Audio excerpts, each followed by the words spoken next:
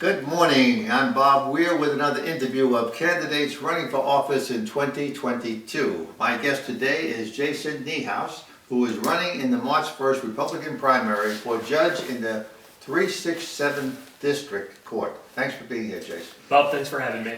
If you would, please begin by telling our viewers the qualifications for this judgeship. Sure. Currently, the qualifications are a Texas law degree and 4 years experience.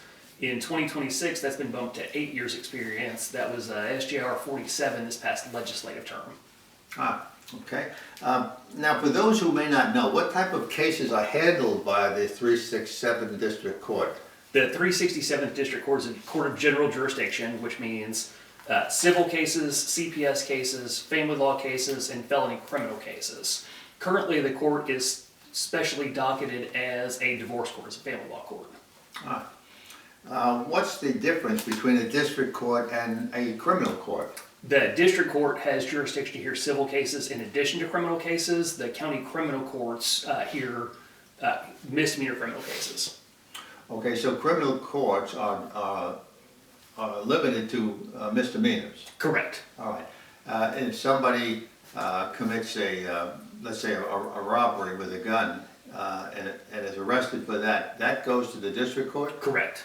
But in the case of the 367th District Court, it may not go there because it's a family court. Correct.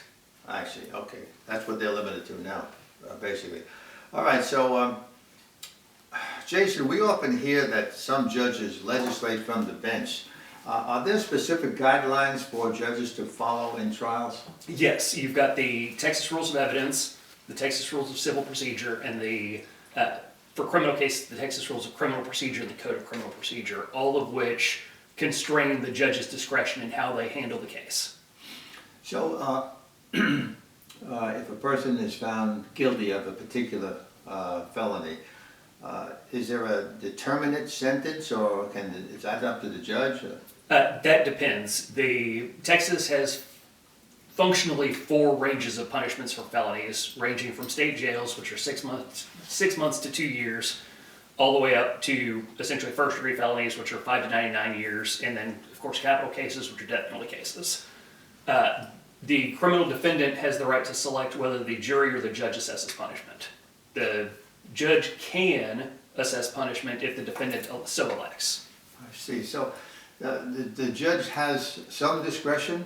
Yes. I see. All right. Are there actually specific qualifications needed to be a judge in a family court? Specific to a family court, no. Nothing in addition to the general qualifications for a district court bench. I see. So the same laws would apply if it's a family court case or whatever. The judge would still be able to handle that. Yes. Yeah. All right. And of course, we already mentioned that the court does handle felonies. Yes. All right. For what reasons would someone obtain an order of protection, for example? Spousal abuse is a very common one. Child abuse or abuse of a child of the marriage is another common reason. Now, if a spouse is abused and wants protection, where do they go to apply for an order of protection? The DA's office can handle some of those, or they can be done themselves via an ex parte motion for protective order. Can they go right to the court? Yes. And does the judge have anything to do with issuing that? There's a limited amount of discretion. You essentially review the pleading to see if it establishes the legal prerequisites for issuing the order of protection, and then at that point it either does or it doesn't, and you either issue it or you don't. Right. Are orders, I'm just curious about this, orders of protection, do they involve felonies? They can, yes. They do, oh, all right.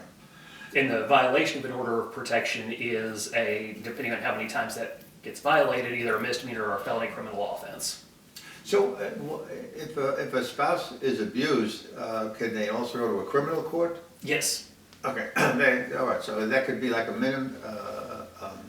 misdemeanor type of assault? It depends on the underlying facts. A first allegation of family violence is a misdemeanor offense, which would go to county criminal court number 2, which is Judge Susan Peel.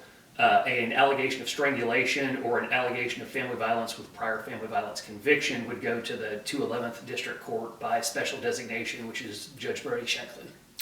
Oh, that's interesting. See, this is information the public doesn't know. I didn't know that either. Certain cases, strangulation goes to one, perhaps, and another. Oh, that's interesting. Yes. All right. But does the court, the district court, the 367, does that deal with contested divorces? Yes. And so if a couple is getting a divorce and they're not agreeing on the terms, what do? They apply, they have their attorney apply to the court? You can go a couple of different ways. You can have a bench trial, in which case the judge would decide how the assets are divided. You can go to what's called alternative dispute resolution, which is your mediation or arbitration, in which case a mediator helps the parties come to a contractual agreement called a mediated settlement agreement for how the division is going to happen. Or more rarely, you can have a jury trial and have the jury decide how the assets are going to be divided. All right, so is mediation often a requirement in divorce cases? Yes. So, and does that, because if it can be handled in mediation, then maybe you don't need a trial? Or? Correct. I see. And it also helps, given the number of divorce cases that get filed in Denton County, it helps with docket management with the court. And who handles mediation? Usually attorneys do. There are some attorneys that specialize and do just mediation work. There are some that have active practices and do mediation work. And then some of our retired judges also do mediation work.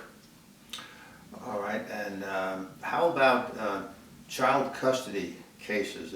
That goes before the court too, right? Yes. And does the judge often make the decision as to who gets custody? Yes. Does it also sometime be decided by the jury? It can be, yes. Yeah. And the overriding question there is what's in the best interest of the child. So either one can decide, and it can go.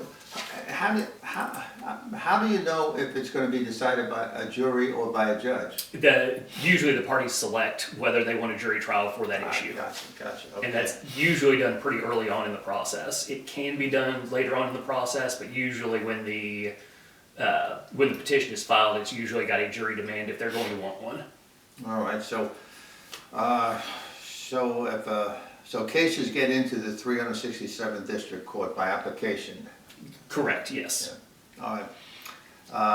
And we already established there are jury trials and there are bench trials. Yes, with bench trials being the far more common for family law. Okay, if you would like to tell people what your campaign website is. I know I have it on the written portion, and it is voteniehaus.com. Yes, sir. Correct? All right, so people can see that and click on it also on the written portion. Now, what type of campaigning are you doing? I've been trying to get out to all the Republican Party events, get out to the monthly county executive committee meeting, get out and shake some hands over at Robeson Ranch and out in Frisco Lakes, and just trying to meet people and get my name and my face out there. Yeah. You doing any fundraising? Not right now, no. Until we see what the preliminary March 1st runoff looks like. If we make the runoff, we'll start fundraising again. But for right now, we're done. Yeah, and there are how many candidates are in this? 3 in this race. That's right. We've interviewed the other 2 already. You have, yes. The third one. All right. So if there is a runoff, we do it all again. Yes, sir. Kind of do it again. When would the runoff be? In May. Yeah. Okay. So you got a few months after that. All right. We're being grabbed by the clock again. So that's how fast these things go. Is there anything else you'd like to add before we close? No, Bob. Thanks for having me. Well, good. And thank you for being here, Jason, and I want to wish you good luck in the election. Appreciate it, sir. Thank you, and thank you for watching.